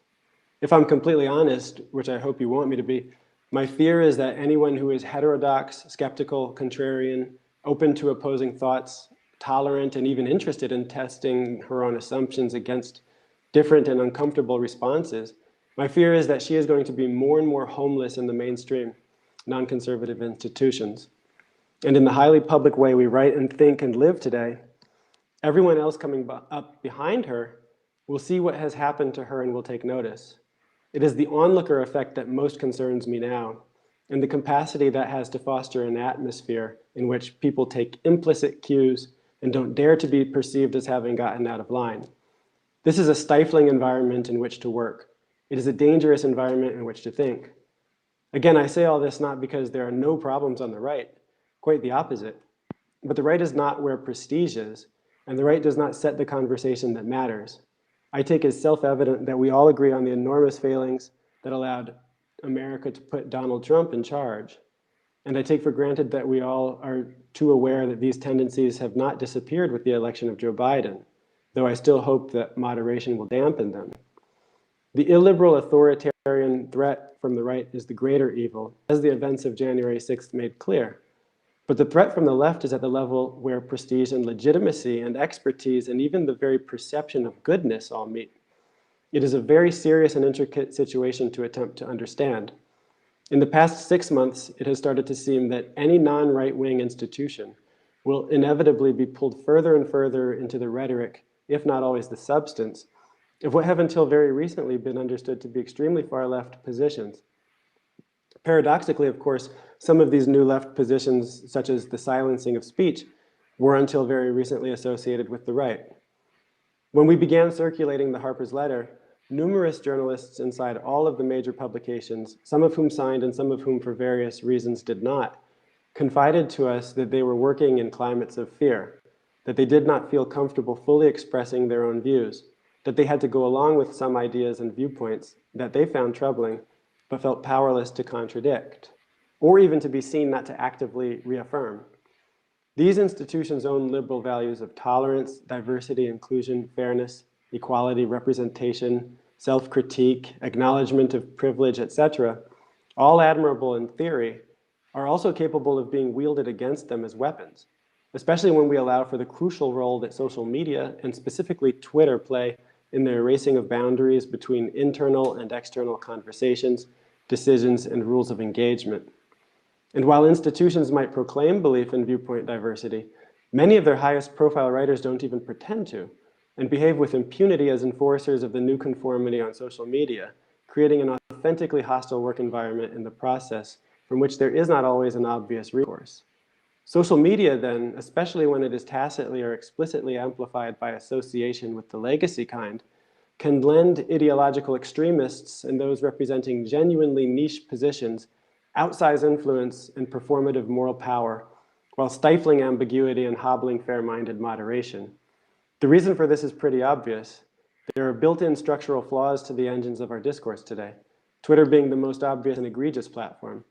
For example, you can actively approve, you can like, retweet, praise, and you can actively disapprove. You can reply, quote tweet, join a mob, conjure a mob, but you can't merely make eye contact with someone who's going too far and shake your head, as you probably would if you were face to face. And so extremes continuously meet, and we enter a cycle of polarization and rigid debate. So I thank you for bearing with me through all this. What I really think and believe from my experience in the media, and as someone who has navigated the color line and the class line from more than one position, is that so many of our most important and influential and prestigious institutions and publications have become captive to a false consensus, an illusion made startlingly compelling through the funhouse mirror of social media, but an illusion nonetheless, and a dangerous one. The truth is that if certain viewpoints cannot be responsibly edited and published in a rigorous and thoughtful way, that hurts everyone, and it diminishes the total media ecosystem. because those viewpoints do not just go away or necessarily draw less attention or become less persuasive. What they do is get expressed through far less responsible channels. Culture is not politics by other means, and we are impoverished when we get pressured into accepting that it is or that it should be. That is what the fascists and the communists made it. That is what liberalism at its best is singularly capable of guarding against. It is possible to be outraged and a soldier in the war for justice, inclusion, and equality, and still not believe the problem requires maintaining a stifling consensus. Conformity of thought can be as diminishing as exclusion, perhaps even more so. Thank you. Thomas, thank you so much. It was very straight and very honest in saying on the dangers of conformity of thought. Can I come back to a question that I put to Lionel, and then invite Lionel maybe to respond to the ideas of Anastasia and Thomas? But how would you draw lines? How would you go about drawing some of the lines in places that you might find unacceptable? I mean, it's this sort of $64 million question, because reasonable people can disagree about where they would draw a line. You invoked the events of the 6th of January.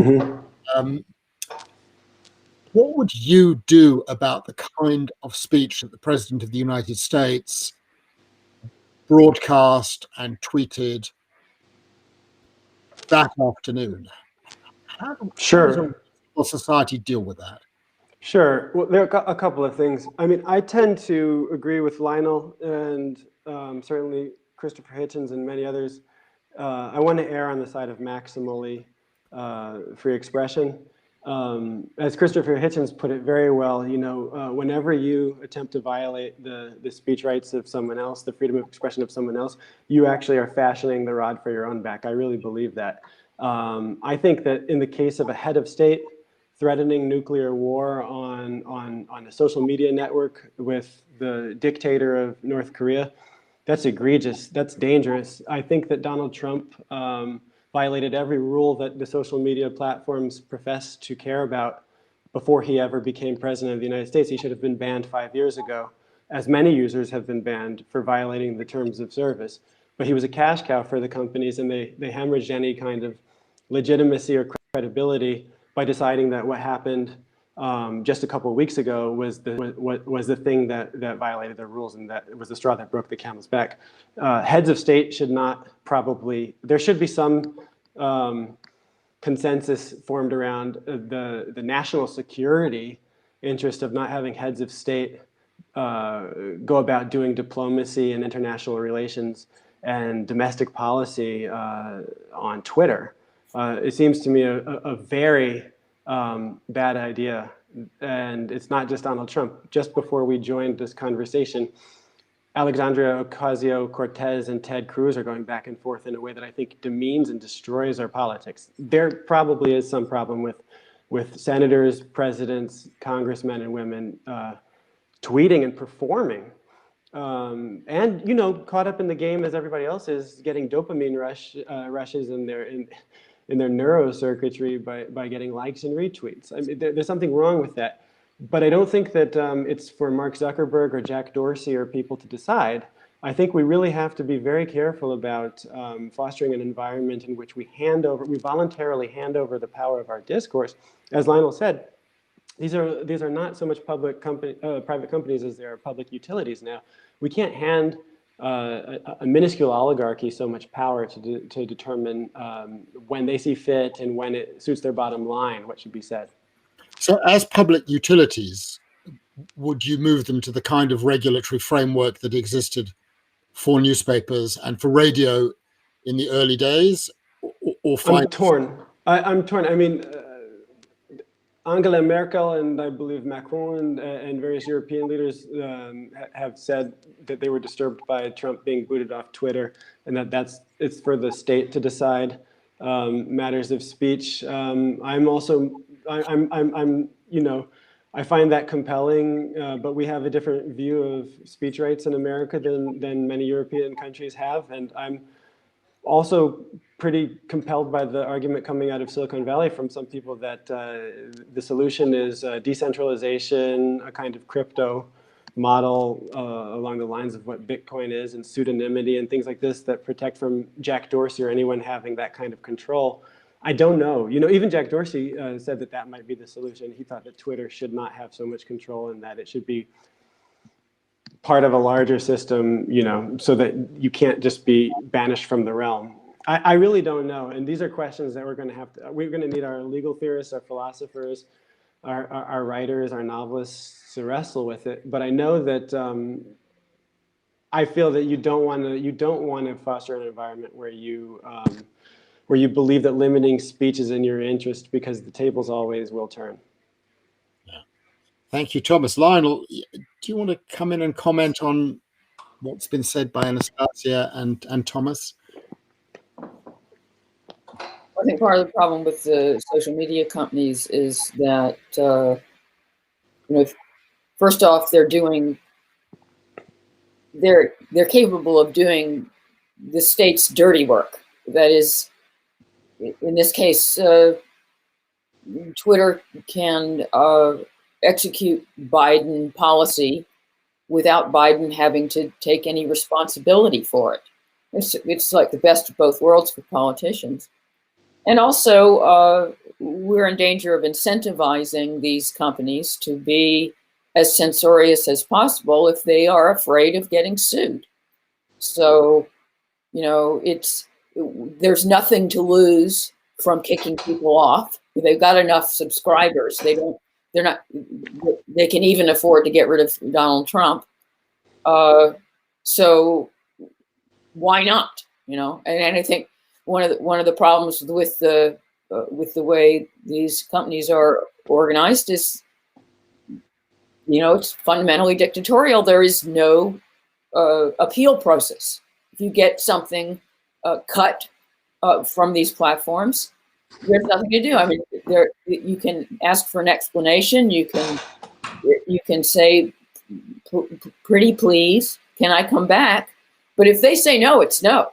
And it's, you know, there's no power outside of that platform that can intervene and say, well, that wasn't, you know, that's not really a good idea. You know, Navalny should really be able to have access to these platforms.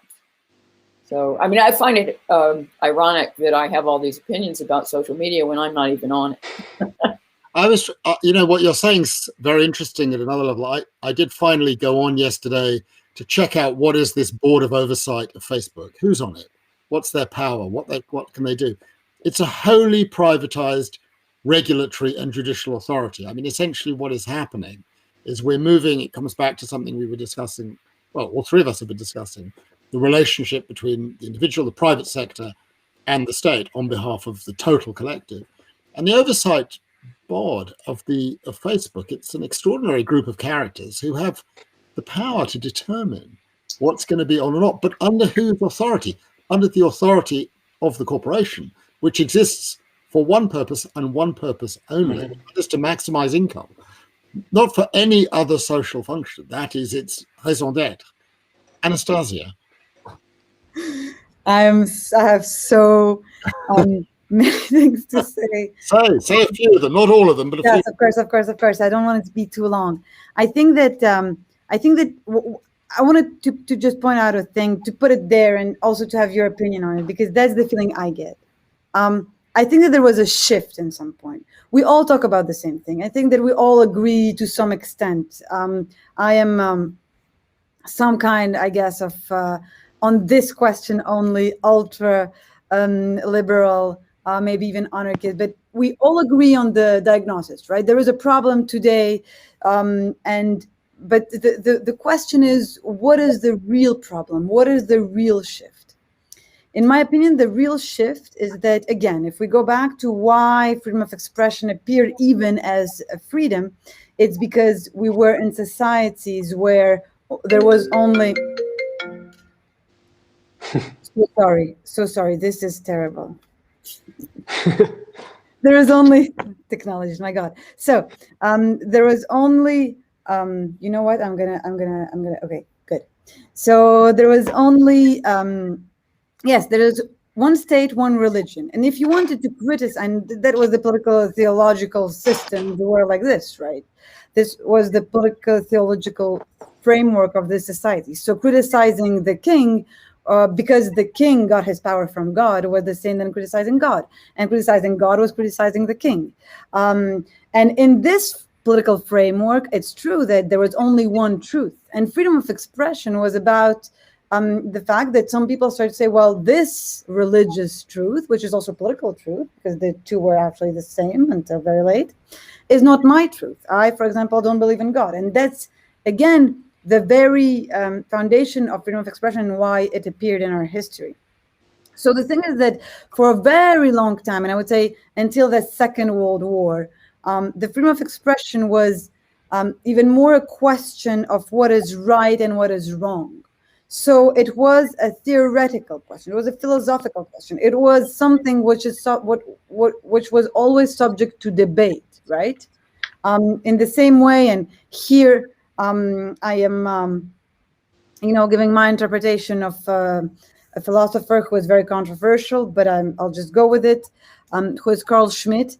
Talking about war, right? But I think that it's applicable in some ways to freedom of expression. He says that until the 18th century, wars were functioning in a system of duel, right? So I am against you, we disagree, but there is some kind of respect for the enemy in the sense that we don't agree, I am going to destroy you, because no one said that wars were nice before the 18th century, but it was a fundamental disagreement, right?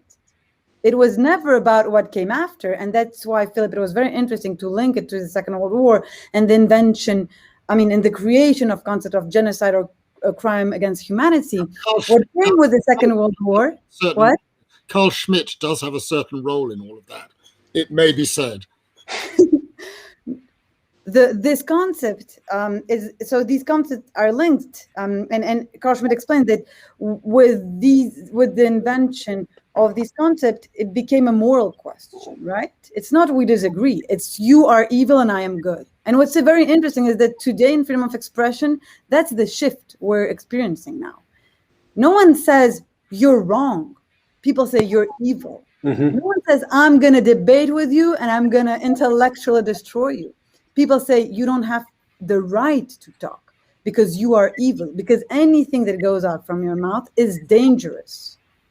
And even the idea that words can be dangerous, it's debatable. Even this idea, even the fact of saying that symbolic violence is the same as physical violence is very debatable. If I punch you in the face, you don't have the freedom to not care about it. It's gonna hurt you. If I tell you that you're a jerk or an idiot, you can always laugh.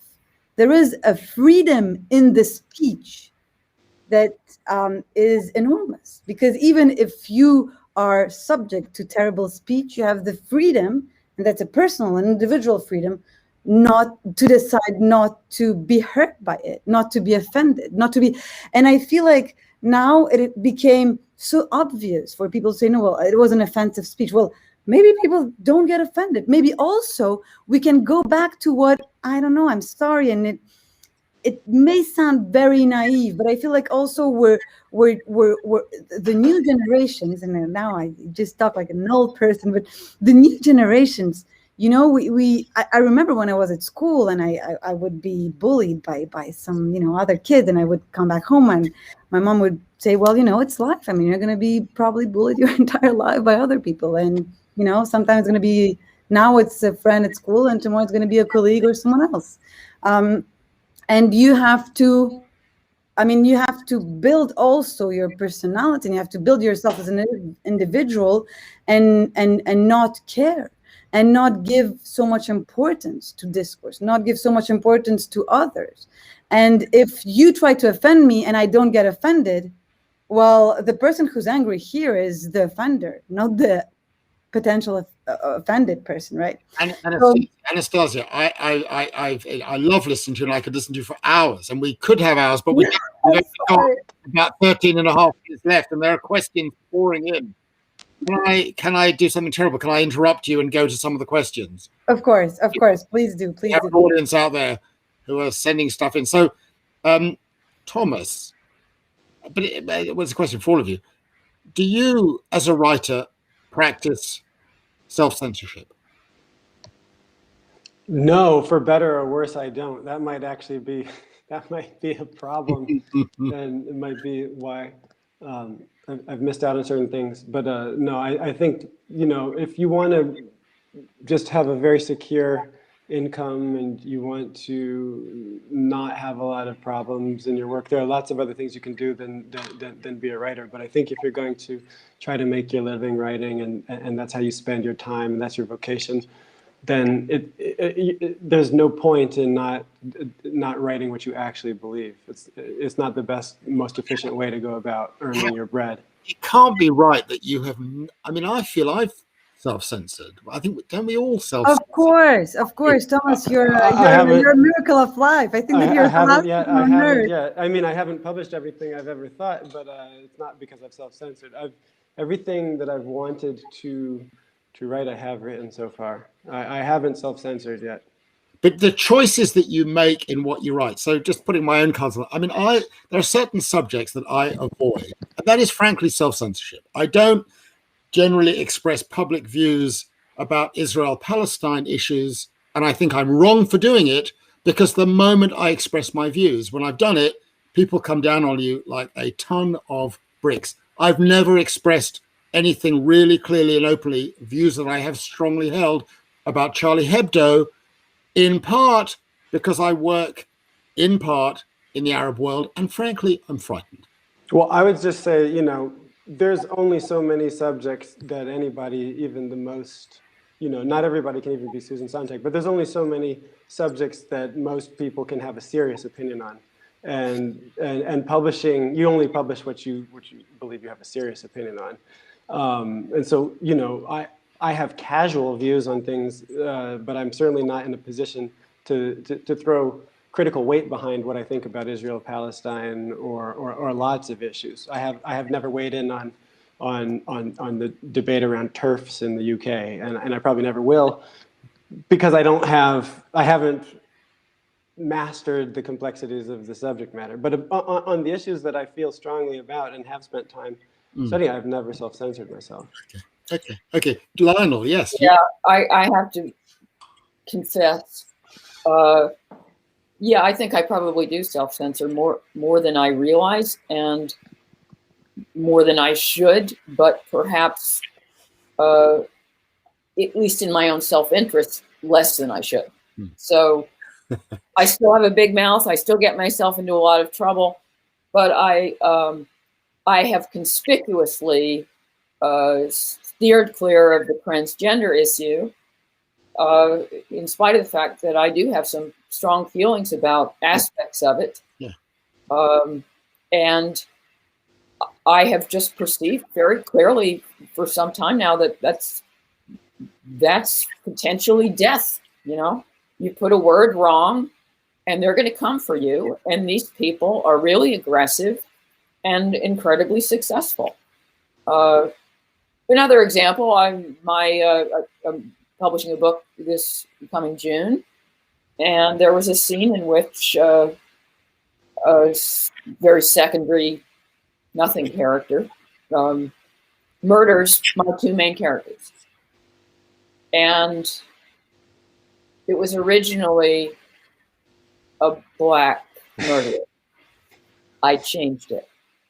And I changed it. And I changed it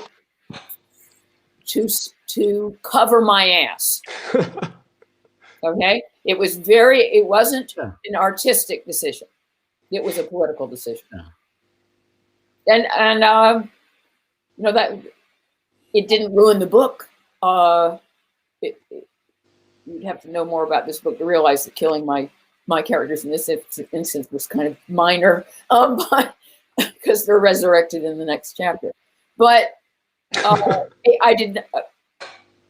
am finding myself constantly having to look over my own shoulder and double check any number of decisions and even be willing to make a minor artistic sacrifice in order not to dig my own grave. And that's just being realistic about the kind of environment that I'm writing in. And that's me. And I have a reputation for being, if anything, reckless in relation to all these issues. But that makes me shudder to think what's happening in the minds and behind closed doors in the studies of my colleagues, and all the things they're not allowing themselves to write, and all the lines they're taking out, all the jokes they're taking out, because someone might take it wrong, or it might look as if they were trying to say that wasn't just about that character, but that's about all Muslim people, or whatever the category is. I think there's a lot of Absolutely. shutting yourself up or not getting yourself into trouble going on. And there's no research on this stuff. You can't research it. It's private. It's not a matter of public record. And I wish we'd be a little more honest with each other about yes, we are censoring ourselves. Yeah. And yes, that is sometimes to the detriment of what we're saying, what we're writing, and we're being pushed to be cowards because the risks of bravery have become too high. Yeah. Well, I really appreciate you saying that, Thomas. Please, I really appreciate you saying that, Lionel, because I feel in exactly the same position as you. I've definitely done the same thing. Thomas, yeah. Yeah, I just want to complicate that slightly and say that I'm pretty sure that I'm only able to say and write certain things that I do just barely because of my identity, actually. And I don't believe in authority through identity or identity epistemology or any of that, but I'm certain that the way that the politics of the industry work, I could never publish many of my pieces were I white. That's just a fact, I'm sure. I've been very dependent on people like you, Thomas, and the likes of Glenn Lowry and John McWhorter. And I want you to take advantage of your standing, right? Because there are all kinds of things that no one white right now can say. And yeah, that's clearly true. And you guys can get away with it. So please just keep getting away with it. For the time being, it's a long life. We'll see how long it can last. I know that can also come at a cost. Yeah, totally. Anastasia, you came in very quickly to say that you had a different experience from Thomas in terms of self-censorship. Yeah, I mean, because I wasn't thinking about writing, and I don't write literature. I write essays, so it's very different, right? I would agree with Thomas in the sense. I don't think it's that different. I censor myself when I'm asked to list, different crimes against humanity and mass murders and genocide. I'm really careful about the examples that I give, and that is an act of self-censorship. No. Of course. I was just thinking about but so I don't censor myself too much, I guess, when I write. But even that actually wouldn't be very true, because I think that I censor myself a lot, and already, and already I can be very much attacked on my opinions, and for me it's always a little bit wild because I feel like I'm so cautious and. I really censor myself on a lot of things, and it's still like not enough, and it's never enough, And I feel like the past few years, you really feel this acceleration. It's never enough. And the guy who yesterday was saying, you're bad. He gets caught because you described it like 7 years ago. He did this tweet, and so it's helpless. And it's really, I mean, it's like authoritarian regimes. I mean, at some point, even if you're the best friend of Stalin, you get shot. You know what I mean? You get turned in. There is no escape. There is no escape. That's the mistake that the current left makes. See, they think that because they have access to the truth and they are the good people, they have virtue and God on their side, then nobody's ever going to come for them. And it's such a big mistake. Well, that's where I think for me, it's not a left-right thing. It shouldn't be. But I don't think it is. I think that categorization. But I mean, we all. Well, I'm sorry. We're all facing. With all my due respect, I wouldn't talk about right and left, but I would talk about the fact that Marxism completely shifted the entire ideological framework, and even our youth today is speaking in Marxist categories, even not knowing that it's Marx, about domination, about groups. And the bottom line of all of this, and here I'm speaking to the writers, because still I think that essays and literature are not the same. The bottom line of all of this is still this sickness of our times, of the new generation that think that everything is political, that your identity is political, that what you're saying is political. And it's a general sense of seriousness. I don't know if it means anything in English, but in French we would say esprit de sérieux. That is so dangerous, because it leaves no place for what being human really is. And I would say that if we are honest, politics is just a little tiny part of our existence. What do we leave to all the rest, which is not political?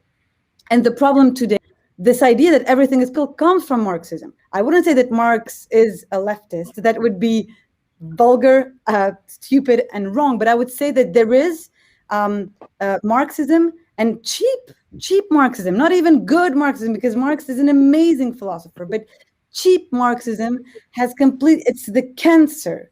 It's the intellectual cancer of our times. Well, I've seen the time, and the lights are going to start flashing. And actually, by amazing coincidence, I'm off to see dear Karl Marx tomorrow, because we're going on a visit to Highgate Cemetery. So I'll pass on your not so good. And actually, I really don't think it starts with Marx.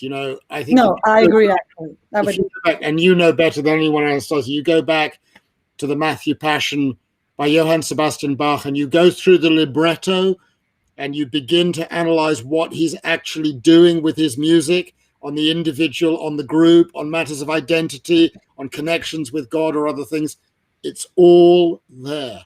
And I'm with you. Even further. Listen, folks, well, we certainly finally reached a point where there was very active engagement. I find that really exciting. I'm really grateful to you for being so open, actually, and so honest and so generous with your ability to speak. I'm afraid we have run out of time.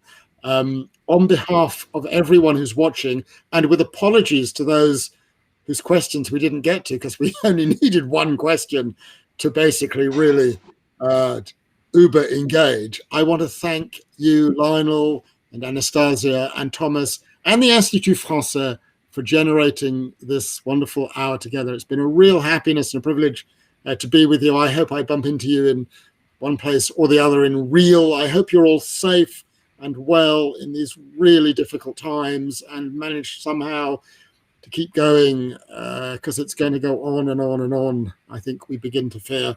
But be well, be safe. And to the three of you in the French Institute, the biggest thanks possible for contributing to this subject on which there are many views, not such easy answers perhaps, and it will go on and on. Thank you so much. Thank you, and thank you to the Institut Thanks a Français lot for having me on. Thank you. Merci beaucoup. Okay.